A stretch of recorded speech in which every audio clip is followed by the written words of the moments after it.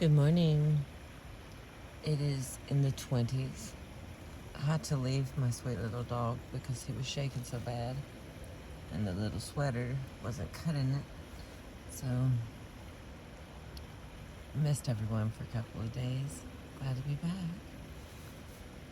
Gonna go. We're gonna finish this chapter so that we can move forward. The next chapter will be 13, dealing with anger and hatred. But this is the end of bringing about change. I appreciate you. Concluding his discussion about the possibility of eliminating our negative mental states, the Dalai Lama explained, the third premise is that the essential nature of mind is pure. It is based on the belief that the underlying basic, subtle consciousness is untainted by the negative emotions. Its nature is pure, a state which is referred to as the mind of clear light. That basic nature of the mind is also called Buddha nature. So, since the negative emotions are not an intrinsic part of this Buddha nature, there is a possibility to eliminate them and purify the mind.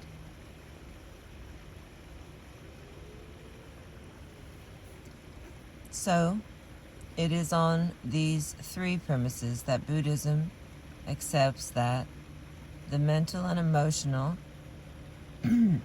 afflictions ultimately can be eliminated through deliberately cultivating anecdotal forces like love, compassion, tolerance, and forgiveness, and through various practices such as meditation. The idea that the underlying nature of the mind is pure and we have the capacity to completely eliminate our negative patterns of thinking was a topic that I had heard the Dalai Lama speak of before. He had compared the mind to a glass of muddy water. The afflictive mental states were like the impurities or the mud, which could be removed to reveal the underlying pure nature of the water. This seemed a little abstract, so moving on to more practical concerns, I interrupted. There come the ducks with the green necks. Well, not all of them.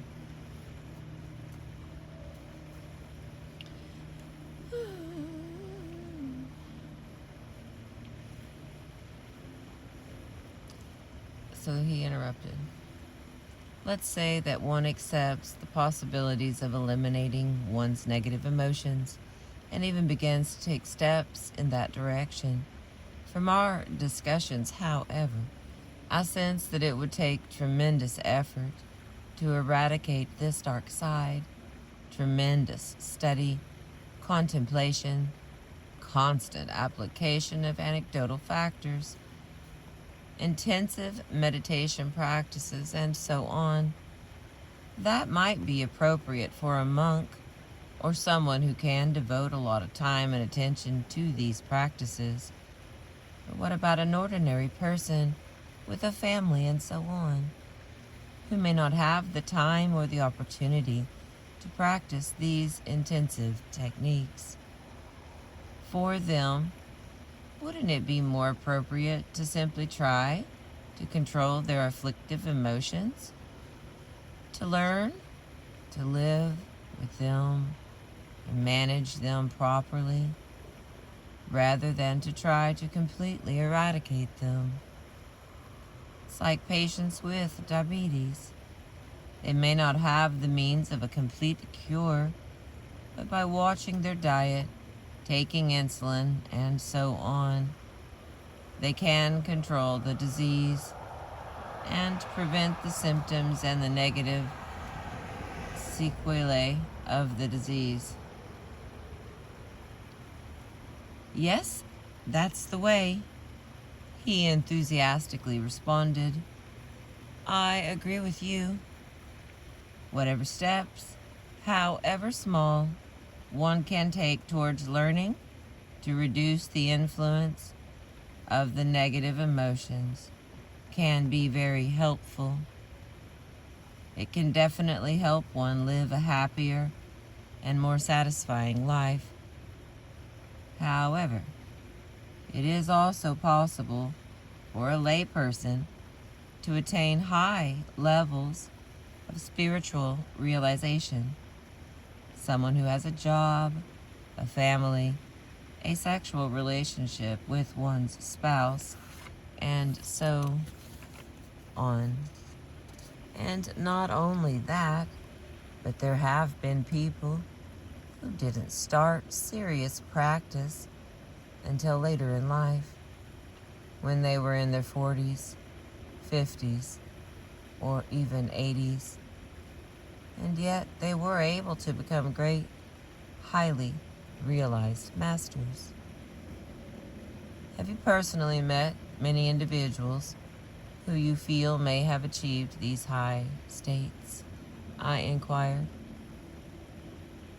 I think it's very, very difficult to judge. I think that true, sincere practitioners never show off these things. He laughed. Many in the West turn to religious beliefs as a source of happiness, yet the Dalai Lama's approach is fundamentally different from many Western religions in that it relies more heavily on reasoning and training the mind than on faith. In some respects, the Dalai Lama's approach resembles a mind science, a system that one could apply in much the same way as people utilize psychotherapy. But what the Dalai Lama suggests goes further.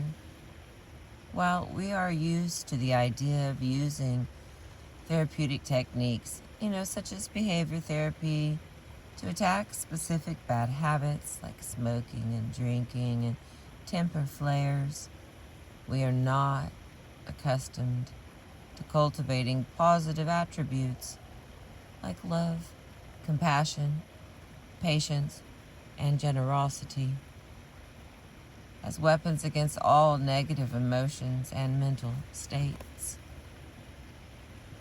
The Dalai Lama's method for achieving happiness is based on the revolutionary idea that negative mental states are not an intrinsic part of our minds.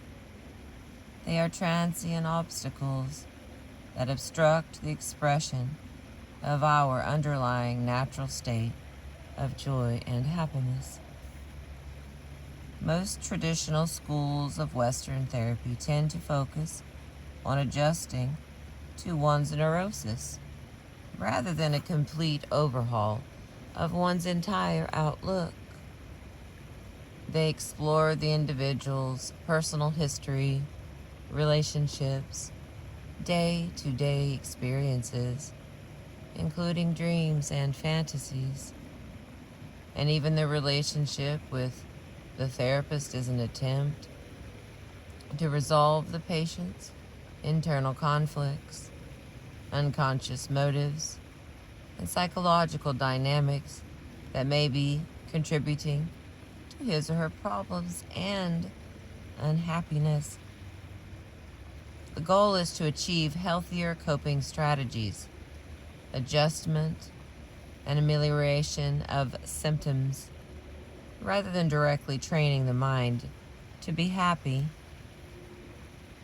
The most distinguishing feature of the Dalai Lama's method of training the mind involves the idea that positive states of mind can act as direct antidotes to negative states of mind.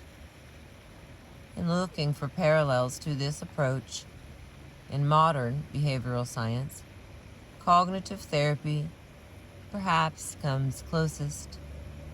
This form of therapy has become increasingly popular over the past few decades and has been proven to be very effective in treating a wide variety of common problems, particularly mood disorders such as depression and anxiety. Modern cognitive therapy, developed by therapists such as Dr. Albert Ellis and Dr. Aaron Beck, is based on the idea that our upsetting emotions and maladaptive behaviors are caused by distortions in thinking and irrational beliefs. The therapy focuses on helping the patient systematically identify, examine, and correct these distortions in thinking. The corrective thoughts, in a sense, become an antidote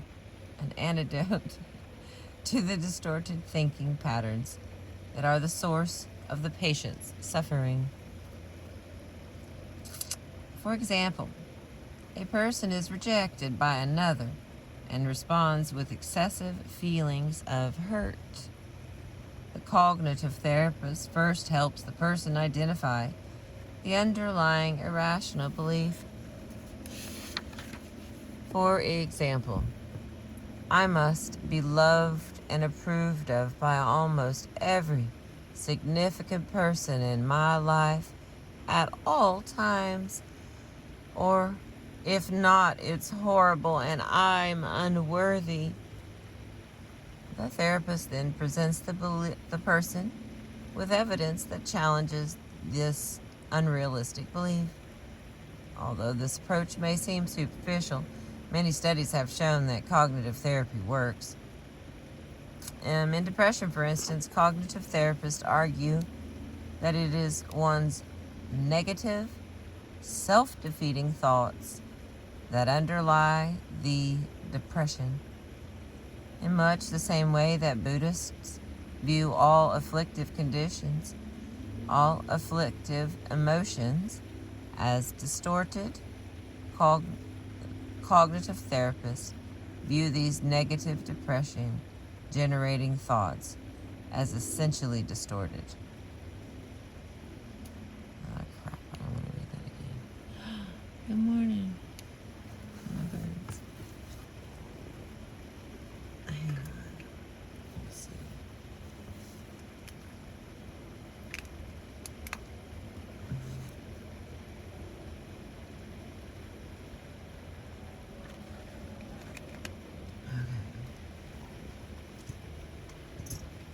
It's like 24 degrees, and so my face is getting cold. So that's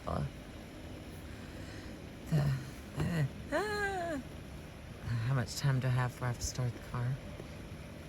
All right, let's try this.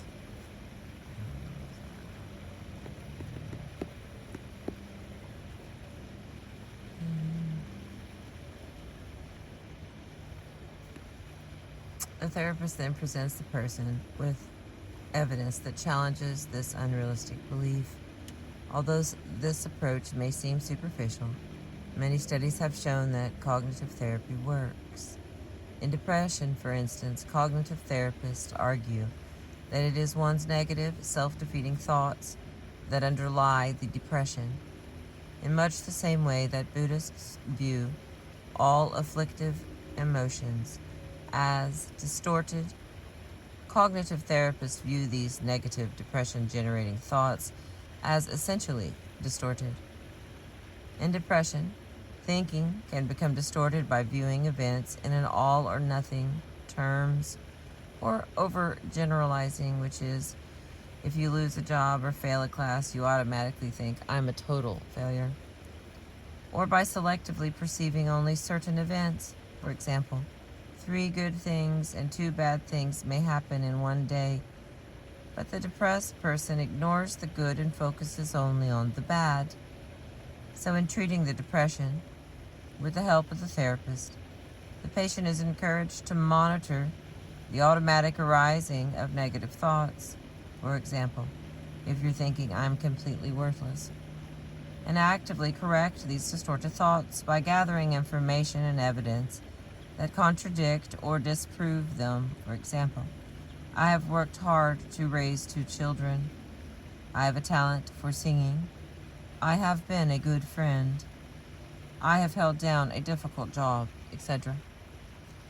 Investigators have proven that by placing these distorted modes of thinking, replacing these distorted modes of thinking with accurate information, one can bring about a change in one's feelings and improve one's mood.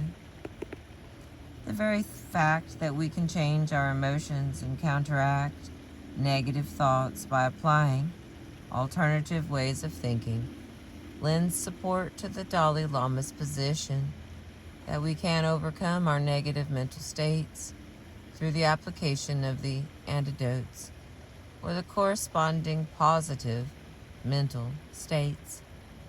And when this fact is combined with recent scientific evidence that we can change the structure and function of the brain by cultivating new thoughts, then the idea that we can achieve happiness through training of the mind seems a very real possibility.